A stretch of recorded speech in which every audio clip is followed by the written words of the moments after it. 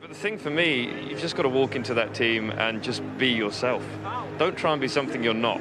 And that's the thing with George. He's a very quick driver, but he's also got a great personality, and he also works really, really hard. You know, there's engineer meetings about the engineer meetings. He's fully focused, and I think he's just got to bring that to the team and not worry anything. You know, won't worry about what Lewis is doing straight away. Just do his own thing and be himself. What are the positives of being Lewis's teammate? Well, the positive is you have nothing to lose. You have nothing to lose. You have everything to gain because you're up against the best of all time. No one expects you to destroy him. But if you manage to, boy, you'll be the absolute biggest hero of all time, you know? So, it's finally happened then. George Russell has been promoted to Mercedes for 2022. And it's been a while coming, hasn't it? From his stellar qualifying performances to his awe-inspiring display at the Sakhir Grand Prix, George has been building a case for himself that Toto simply couldn't turn down again. Keeping Valtteri alongside Lewis would have been the best possible scenario for Mercedes in terms of keeping harmony within the team. Creating another Rosberg type situation is something Toto has been vocal about preventing. But the addition of Russell brings about a lot of uncertainty as to whether the new dynamic will work or whether it will backfire. So in this one, I'm going to delve into my opinion on how I think the Hamilton-Russell partnership will play out from 2022 onwards. Just before we get into the content though, I want to take a moment to ask those of you watching to consider subscribing to the channel and turning on bell notifications to keep up to date with the latest storylines surrounding Formula 1. We're aiming to hit 50k by the end of the year, so any support would be greatly appreciated. But without further ado, let's dive into it. Team dynamic is one of the most important factors to succeeding in Formula 1. We've seen a recent example of how impactful it can be with the fall and rise of McLaren. Before 2019, there was a lot of mismanagement at the top, which meant they could never maximize their potential. But as soon as Zak Brown stepped in and started making changes to the management structure, everything just fell into place very seamlessly.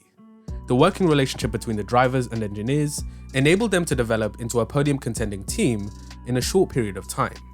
In 2014, Mercedes took the F1 world by storm when they emerged with, by far and away, the fastest car on the grid. Lewis Hamilton and Nico Rosberg had some amazing head-to-head battles, such as the Bahrain Grand Prix. But slowly by slowly, the two began to resent each other. On-track clashes became more frequent, and sometimes it went a step too far. They became ruthlessly competitive, which ultimately was detrimental to the team.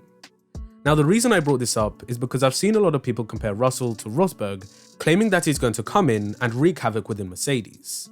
From a competitive standpoint, I believe that Hamilton will be pushed a lot harder by a younger, more ambitious teammate alongside him. But in my opinion, Russell isn't the type of guy to cause internal conflicts. He's always made it clear just how much he respects and admires Hamilton, and has learned a lot from the 7-time world champion in terms of how he drives and interacts with the engineers. Lewis has also praised George on many occasions too, and is very much looking forward to working with him. Another point to note regarding the Hamilton-Rosberg rivalry is the timing of Toto's arrival. He stated in an interview that nobody in the team really knew about the history between the two drivers. So they were caught out when the seemingly friendly relationship turned sour once they were in a position to fight for a championship. But this time around, I doubt Toto will allow for a repeat scenario to occur. He's in a much better position to effectively manage two alpha drivers in the same team than he was 8 years ago. Personally, I'm just as hyped about this lineup as everybody else.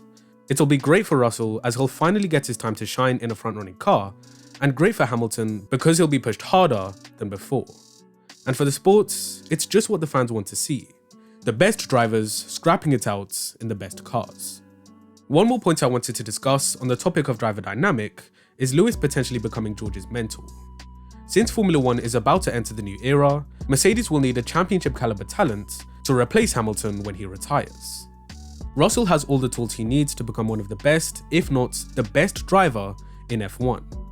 It's just a matter of properly honing his craft and refining his skill sets. And who better to learn from than statistically the greatest ever? So how do I think George will stack up against Lewis in the same car then?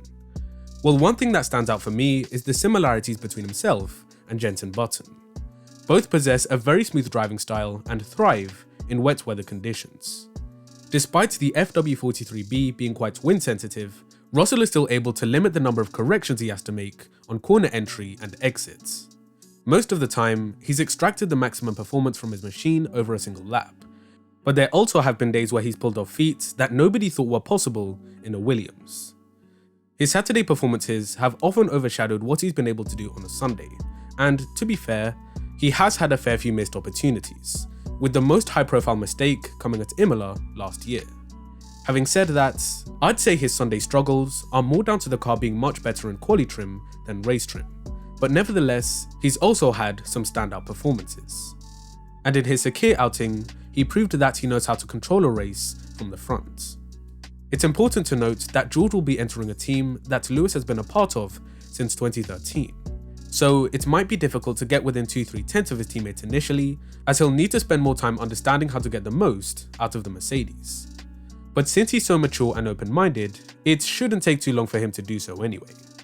You never know, he might even be out qualifying Hamilton in some of the opening rounds like Bottas did in 2017. On a Sunday though, is where Lewis is always the most lethal, and he'll likely have the advantage over George.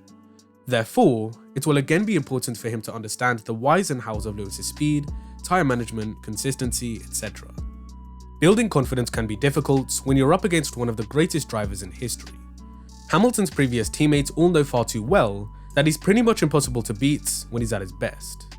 But George already knows this, and will manage his expectations accordingly. Now you may be asking, well, how do you know that? Well, to be frank, I don't. But what I do know is that being at Williams taught him how to set realistic goals for himself. I found a quote from George on an article from the official F1 website where he stated, "Prior to Formula 1, a good weekend was when you won, and if you didn't, then that was a bad weekend. You can't have that mentality in this game, because you'll be disappointed 365 days a year. The goal is to come away from every weekend being satisfied with the job we've done, because that's the only realistic targets we can have, knowing that we've done everything in our power to achieve the maximum." On the whole, I think Hamilton and Russell will make for a deadly combination. I believe there's enough mutual respect between the two of them to race hard but fair, whilst helping the team develop the best car possible. George will continue building on the great qualities he currently possesses to become a more consistent and clinical driver, and Lewis, as always, will welcome the fresh competition. I hope you all enjoyed. If you did, please drop this video a like and subscribe to the channel with bell notifications for more F1 content in the future. And as always, I'll see you in the next one.